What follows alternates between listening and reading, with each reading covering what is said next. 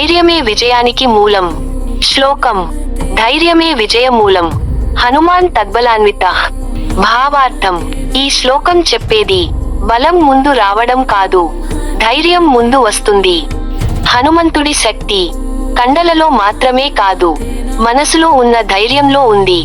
అతను సముద్రం దాటగలిగాడు ఎందుకు? కేవలం శారీరక బలం వల్ల కాదు, నేను చేయగలను అనే ధైర్యం వల్ల.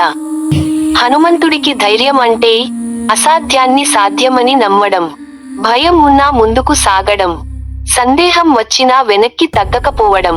ఇదే నిజమైన ధైర్యం. మన జీవితంలో టాలెంట్ ఉన్నా ధైర్యం లేకపోతే ఫలితం ఉండదు.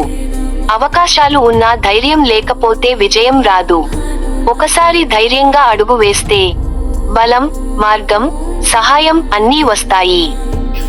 ధైర్యం ఉంటే మార్గం దొరుకుతుంది, బలం వస్తుంది, విజయం వస్తుంది. ఇలాంటి ఆధ్యాత్మిక మరియు ప్రేరణాత్మక విషయాల కోసం లైక్ చేయండి, షేర్ చేయండి, సబ్స్క్రైబ్ చేయండి.